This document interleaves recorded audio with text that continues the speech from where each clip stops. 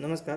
तो हम आज इलेक्ट्रोमोटिव फोर्स बात करेंगे और इंटरनल रेजिस्टेंस के बारे में बात करेंगे, सेल का इंटरनल रेजिस्टेंस। सबसे पहले हम ये बात करने जा रहे हैं कि ईएमएफ यानी कि इलेक्ट्रोमोटिव फोर्स का जो ज़रूरत क्या है, क्या नीड है इसका। उसके पहले हमको दो पॉइंट समझना पड़ेगा, क्लोज सर्किट और ओपन सर्किट।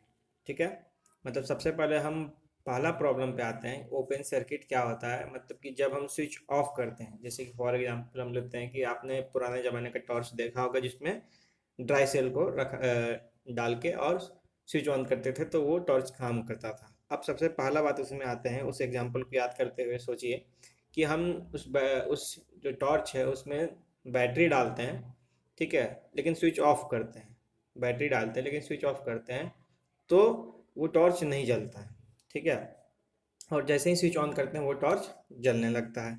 तो इसका रीज़न जब आपने बताया मतलब पढ़ा था 10 क्लास में, तो आपको बताया गया था कि जब हम स्विच ऑन करते हैं तो असल में हम सर्किट को क्लोज करते हैं, और सर्किट को क्लोज करते हैं तो सर्किट में करंट फ्लो होने लगता है, और इस तरह से जो टॉर्च है या बल्ब है या कोई भी अप्लायंस जो हम देख रहे हैं, सर्किट क्लोज करने पे वो वर्क करने लगता है। ठीक है, तो सबसे पहला बात अब ये आता है कि सर्किट क्लोज में क्या हो रहा है और ओपन सर्किट में क्या हो रहा है।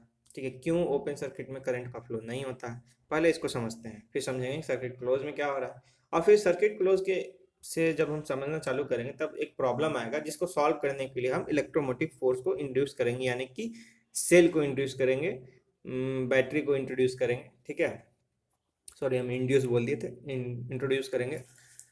तो सबसे पहले ओपन सर्किट। तो थ्योरी ऑफ मेटालिक कंडक्शन के अनुसार, चलिए इसको एक्सप्लेन करते हैं। मेटालिक कंडक्शन का थ्योरी हम इसके पहले बात कर चुके हैं कि कैसे हम देखे थे कि मॉलिक्यूलर लेवल पे, यानी कि बहुत माइक्रोस्कोपिक लेवल पे हम देखे थे कि करंट असल में जब ड्रिफ्ट वेलोसिटी का हम कंडीशन पढ़ रहे थे तब देखे थे कि फ्री इलेक्ट्रॉन कैसे मिलता है और उसका फ्लो कैसे होता है। ठीक है, चलिए उसी पर हम आते हैं और समझते हैं ओपन सर्किट। ओपन सर्किट हम सिंपली एक यहाँ पर कंडक्टर ले लिए हैं, ठीक है, ये सिलेंड्रिकल कंडक्टर आपको दिखाई दे रहा है। ठीक, तो अब हम क्या कर रहे हैं, इसमें इलेक्ट्रिक फील्ड अप्लाई कर रहे हैं, कहीं से इलेक्ट्रिक फील्ड को अप्लाई कर रहे हैं। जैसे ही इलेक्ट्रिक फील्ड इसमें अप्लाई होगा तो इस कंडक्टर में जो फ्री इलेक्ट्रॉन है, जो असल में इसका चार्ज कैरियर है, तो वो फ्री इलेक्ट्रॉन क्या होगा, मूव करना चालू होगा इलेक्ट्रिक फील्ड का इन्फ्लुएंस में, क्योंकि इलेक्ट्रिक फील्ड एक फोर्स लगाएगा, कुलम्बिक फोर्स लगाएगा, जो हम इलेक्ट्रोस्टैट में पढ़ चुके हैं। तो इलेक्ट्रिक फील्ड एक फोर्स लगाएगा जिसके चलते इलेक्ट्रिक चार्ज मूव करने लगेगा।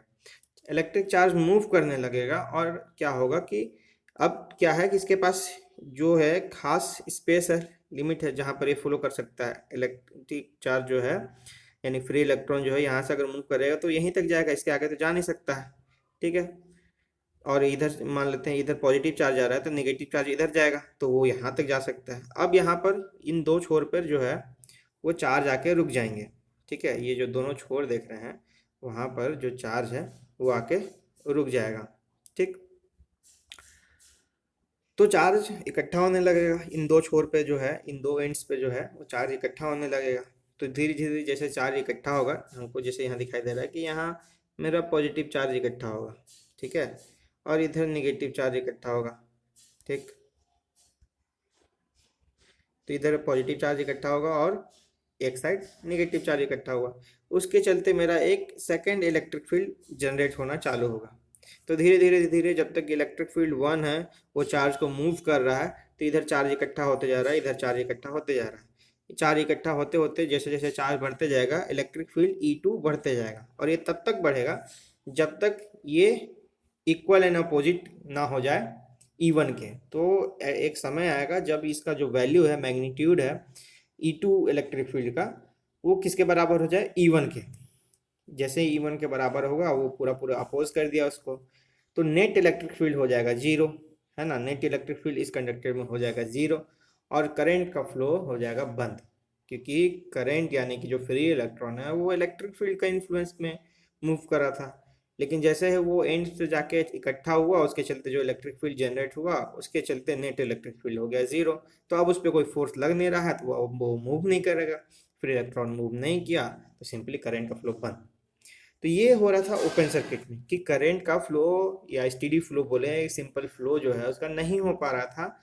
वो एक जगह इकट्ठा हो जा रहा था, जाके वो अपना इलेक्ट्रिक फील्ड जनरेट कर रहा था और सारा काम ठप हो जा रहा था। इस काम को फिर से, मतलब अगर हमको क्या चाहिए कि करंट का जो फ्लो है वो कंटिन्यूअस होते रहे, तो उसको एक पाथ प्रोवाइड करना है, एक कंप्लीट पाथ प्रोवाइड करना है जिसमें वो मूव करते रहे, कहीं जाके वो रुके नहीं। ठीक है, कि कोई एंड नहीं होना चाहिए। ठीक है, ऐसा रास्ता बनाना जिसका एंड नहीं हो। ठीक है, तो ताकि वो उस एंड पे इकट्ठा ना हो। ठीक है, तो सबसे पहला प्रॉब्लम जो है ओपन सर्किट का ये था। इसको सॉल्व करने के लिए हमने सर्किट को किया क्लोज। ठीक, तो मेरा जो था ओपन सर्किट में देखे कि लास्टली कितना हो गया मेरा इलेक्ट्रिक फील्ड के चलते करंट हो गया जीरो, एक्यूमुलेट हो गया। तो इसी को सॉल्व करने के लिए हमने सर्किट को किया क्लोज।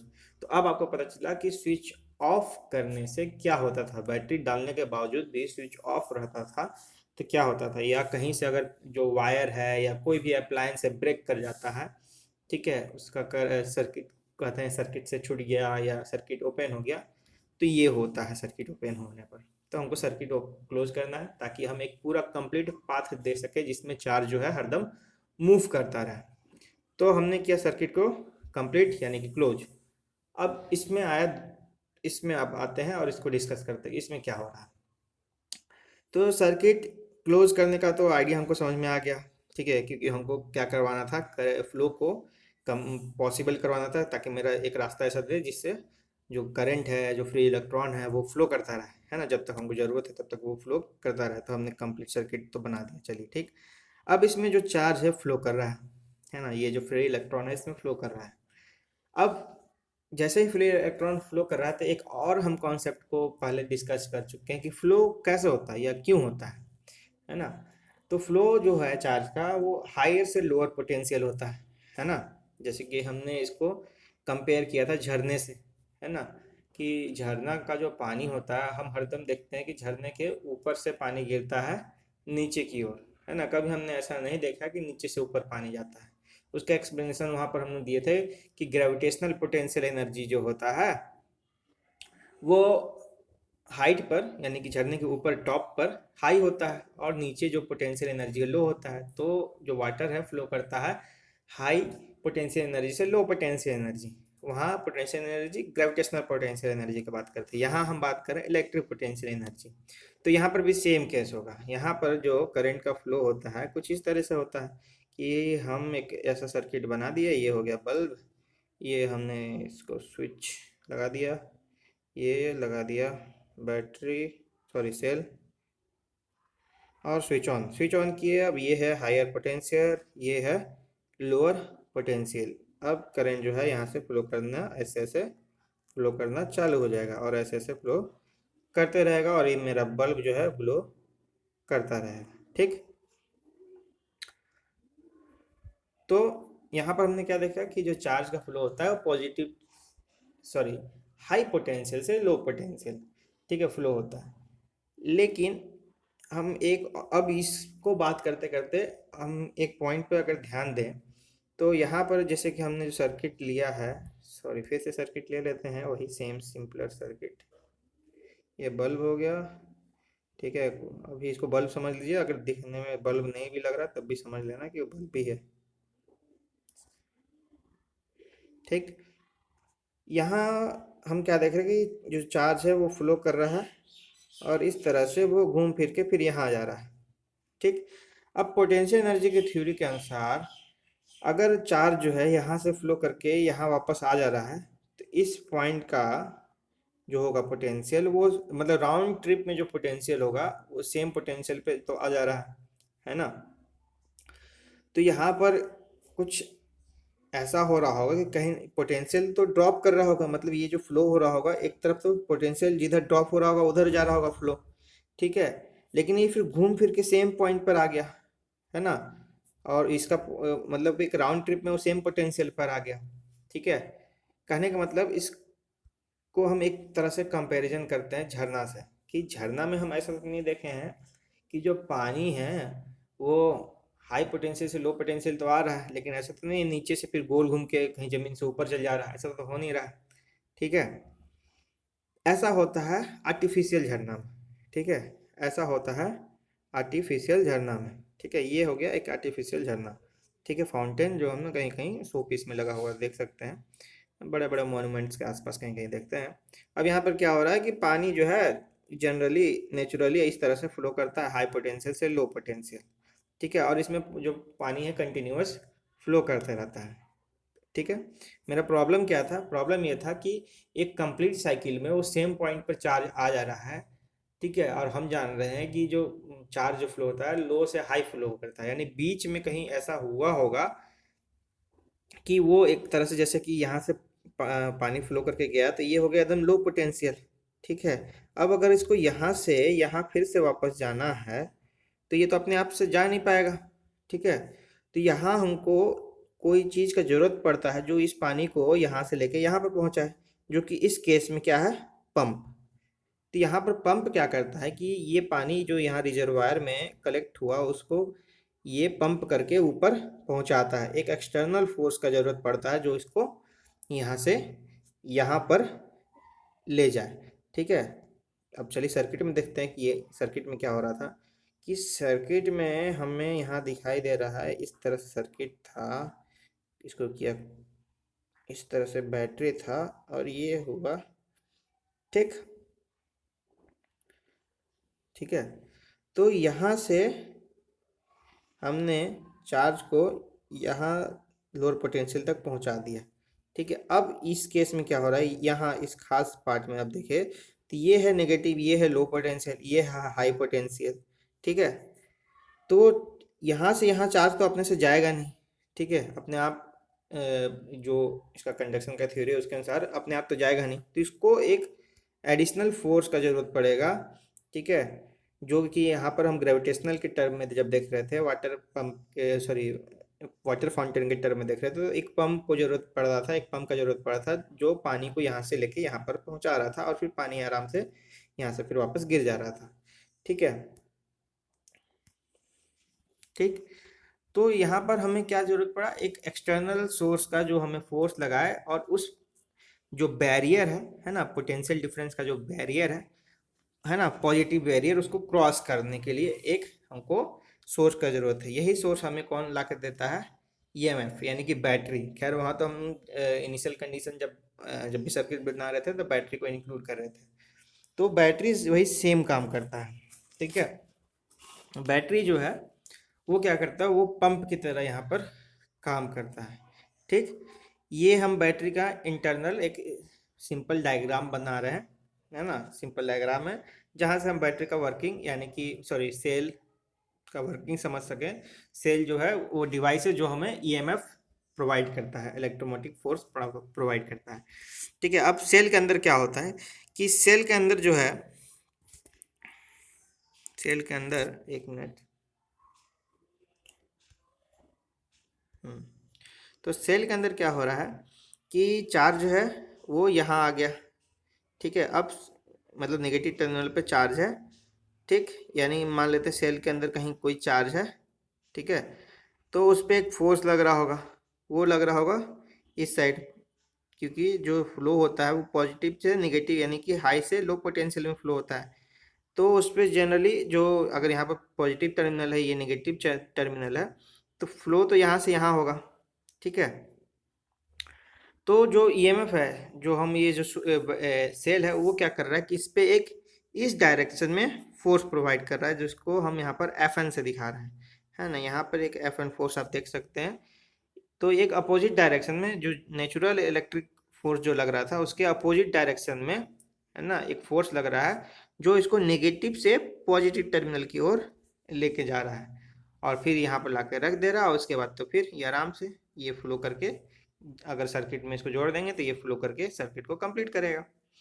तो यहाँ जो सेल है जो हमें क्या कर रहा है, मतलब जो इलेक्ट्रोमोटिव फोर्स है वो क्या कर रहा है कि इस पोटेंशियल बैरियर को नेगेटिव से, नेगेटिव टर्मिनल जो कि लोअर पोटेंशियल है वहाँ से चार्ज को पॉजिटिव टर्मिनल जो कि हायर पोटेंशियल पे है वहाँ पर पहुँचा रहा है, एक फोर्स लगाता है। इसलिए इसको यहाँ पर हम देख सकते हैं कि फोर्स लगा रहा है और उसको पॉजिटिव टर्मिनल पर पहुँचा रहा है और मेरा फ्लो पॉसिबल हो जा रहा है, जस्ट आर्टिफिशियल वाटर फाउंटेन के जैसा, है ना। आर्टिफिशियल वाटर फाउंटेन भी क्या कर रहा था कि पानी ऊपर से लेके नीचे गिर के आ जा रहा था और फिर वो नीचे जो रिजर्वायर है वहाँ इकट्ठा हो रहा था और फिर पंप जो है वहाँ से वाटर को उठा के फिर वापस टॉप मोस्ट लेयर पे पहुँचा रहा था। तो सेम उस पंप की तरह ये सोर्स हमारा ईएमएफ सोर्स काम करता है, जो जनरल केस में हम कभी बैटरी लेते हैं, कभी सेल लेते हैं, या पावर सप्लाई भी हम इसको बोल सकते हैं, जो हमारा घर में करंट आता है वो भी सेम यही काम करता है। ठीक है। तो ये था इलेक्ट्रोमोटिव फोर्स।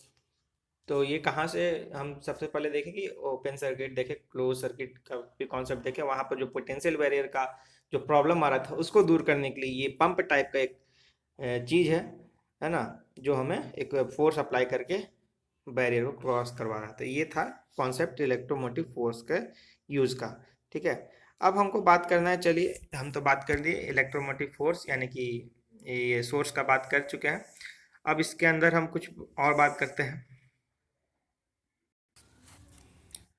तो चलिए अब ये बात कर लेते हैं। तो यहाँ पर हम देख रहे थे कि चार्ज जो है उस पे जो है इलेक्ट्रोस्टैटिक फोर्स जो है इस डायरेक्शन में लग रहा है। ठीक है, एक मिनट, इस डायरेक्शन में लग रहा था, और जो ईएमएफ सोर्स है वो इस डायरेक्शन में फोर्स लगा रहा है। अब ये जो फोर्स है इस डायरेक्शन में अगर लगा रहा है, ठीक, तो वो एक वर्क कर रहा होगा।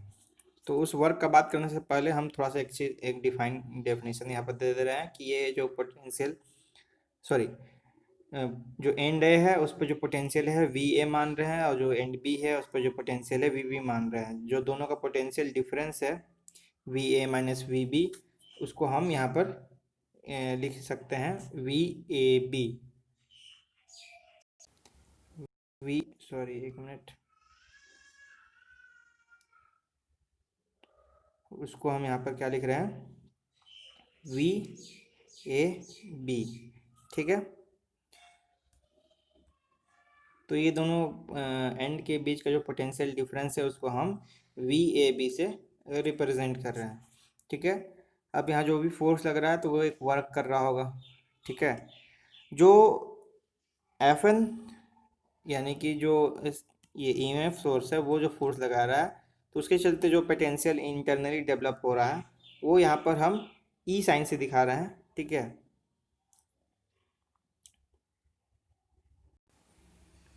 इस तरह से कर्व ई साइन से दिखा रहे हैं, जो कि असल में पोटेंशियल डिफरेंस बता रहा है इन दोनों पॉइंट के बीच का। ठीक है। तो एफ एन के चलते जो वर्क होगा वो हो जाएगा क्यू इंटू पोटेंशियल ई। ठीक है, ई। ठीक, ये ई एम एफ का सिंबल है। ठीक है। अब ये वर्क डन हो रहा है। ठीक है। और ये वर्क डन हो रहा है आपको इस डायरेक्शन में।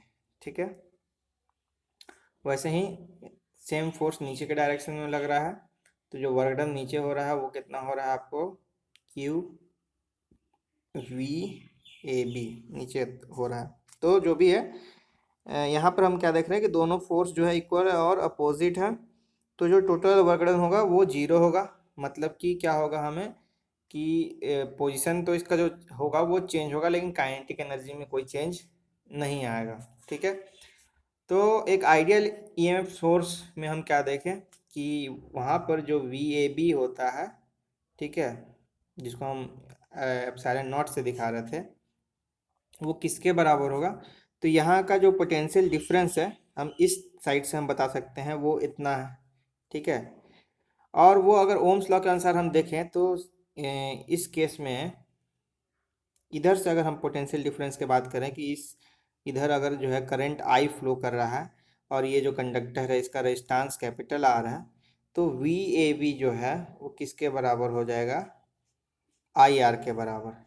ठीक है, आई आर, ये ओम्स लॉ से है ना, कि यहाँ से यहाँ जो पोटेंशियल डिफरेंस है, ठीक है, वो आई आर हो गया। जबकि इंटरनली हम जो देखें पोटेंशियल डिफरेंस वो किसके बराबर हम ले रहे हैं, एप्सिलॉन नॉट। तो आइडियल ईएमएफ सोर्स में हम क्या देख रहे हैं कि epsilon not, sorry epsilon not गलत बोल दिए, ई ईएमएफ ई जो है किसके बराबर है, आई आर के बराबर है। ठीक है, या V A B I R के बराबर है। तो यहाँ पर आइडियल क्या बोल रहे हैं, आइडियल बोल रहे हैं इसलिए क्योंकि हम जो इसका ये जो ईएमएफ सोर्स है उसका एक क्वांटिटी हम इंक्लूड नहीं कर रहे हैं। कौन सा क्वांटिटी इंक्लूड नहीं कर रहे हैं कि इसके अंदर ये भी तो, अगर इसमें चार्ज का फ्लो हो रहा है तो ये भी तो एक तरह का कंडक्टर हुआ, और ये अगर एक तरह का कंडक्टर है तो इसका भी कुछ ना कुछ रेजिस्टेंस होगा। ठीक है। तो उसका बात कौन करेगा? ठीक है, तो उसी का रेजिस्टेंस को हम बोलते हैं इंटरनल रेजिस्टेंस की, क्योंकि ईएमएफ सोर्स भी एक कंडक्टर की तरह बिहेव कर रहा है, तो उसका भी एक रेजिस्टेंस होगा जिसको हम बोलते हैं internal resistance of EMF source.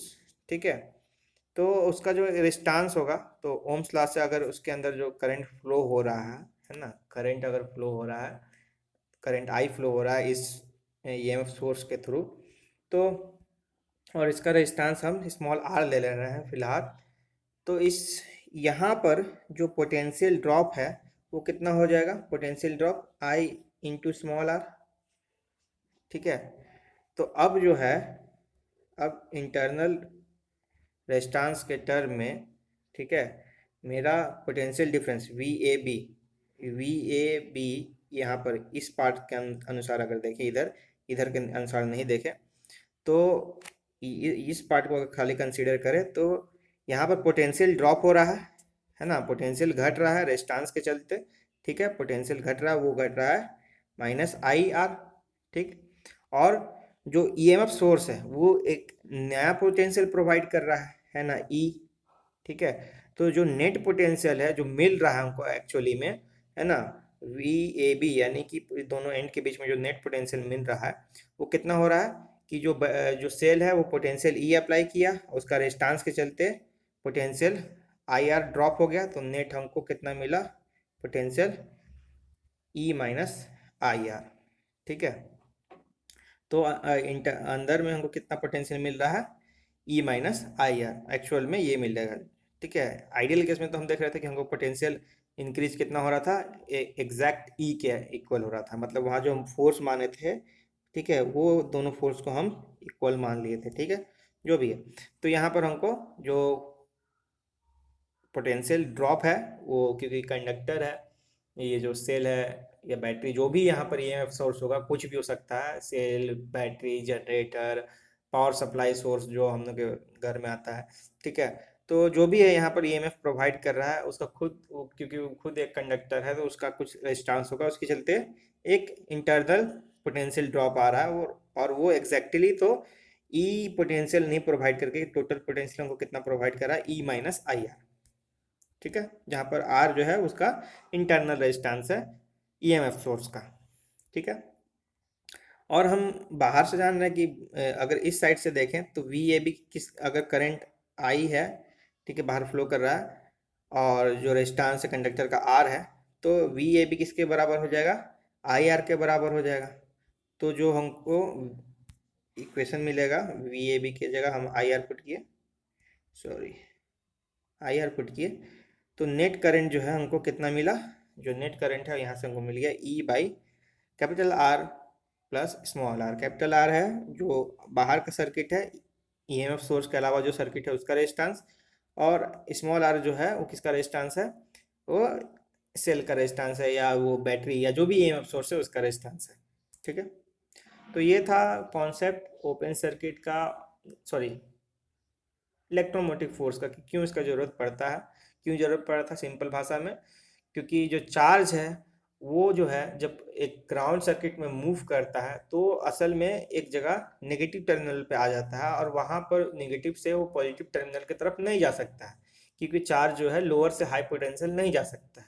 तो लोअर से हाई पोटेंशियल जो चार्ज नहीं जा पा रहा था, उसी के चलते हमको एक पंप टाइप का एक सोर्स का जरूरत था, जो उसको एक फोर्स लगा के धक्का देके उसको पॉजिटिव टर्मिनल की तरफ पहुंचाए, और वो काम क्या, यहाँ पर कोई भी मेरा ईएमएफ सोर्स है ना, जिसका हम एक एग्जांपल देखें, जो मतलब कंपैरिजन करके ग्रेविटेशनल पोटेंशियल एनर्जी के टर्म में हम इसका कंपेयर किए थे वाटर फाउंटेन में जो लगा हुआ पंप है, तो उसकी तरह, उसी की तरह कोई भी मेरा बैटरी सेल या पावर सप्लाई या जनरेटर, वो यही काम कर रहा है, वो उसको ईएमएफ प्रोवाइड करा रहा है ना, उसको एक फोर्स प्रोवाइड करा रहा है, ताकि ये चार्ज जो है ना, उस बैरियर को, उस पोटेंशियल बैरियर को क्रॉस करके फिर से पॉजिटिव टर्मिनल की तरफ जा सके, ताकि वो फिर फ्लो करना पूरा राउंड सर्किट में फ्लो करे, और राउंड सर्किट में फ्लो करेगा तो करंट मतलब फ्लो होते रहेगा, करंट फ्लो होते रहेगा, और हमको जो मेरा अप्लायंस है वो वर्क करते रहेगा। तो ये था कॉन्सेप्ट ईएमएफ का। और फिर देखें कि ईएमएफ को हम आइडियल मान लिए थे, कि मान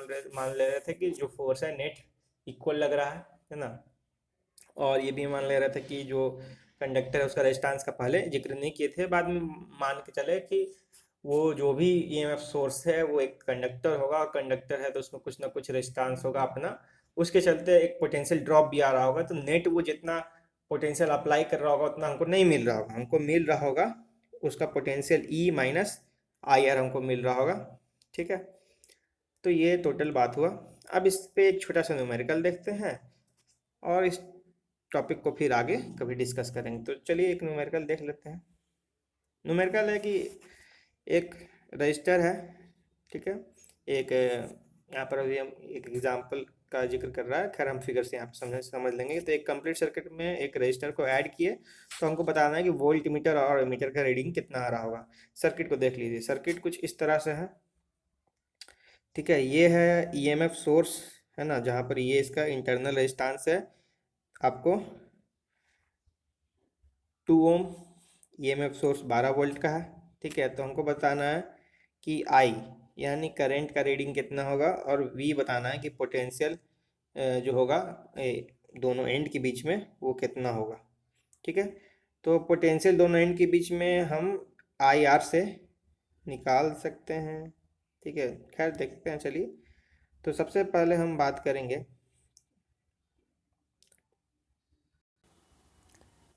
करंट का।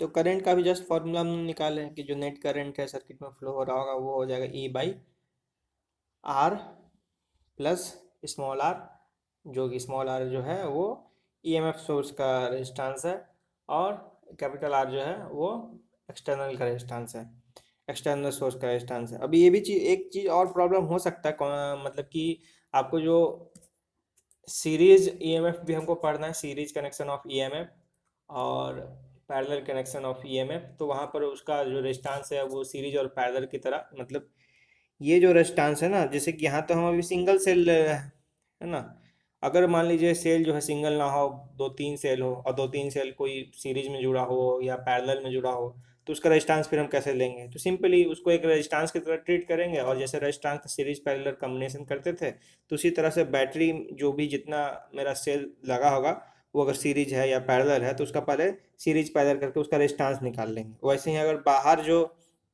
सोर्स है वो उसमें ढेर सारे रेजिस्टेंस है सीरीज और पैरेलल में, तो उसका हम इक्विवेलेंट रेजिस्टेंस निकाल लेंगे और तब इस फॉर्मूला में पुट करेंगे। खैर यहाँ पे मेरा एक सिंपल सा है सर्किट जिसमें बाहर एक रेजिस्टेंस है और इंटरनल रेजिस्टेंस भी, मतलब एक ही सेल है, ठीक है।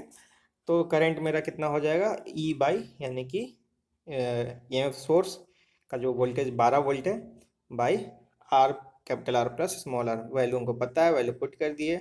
वैल्यू है 12 वोल्ट, मेरा क्वेश्चन में था वैल्यू।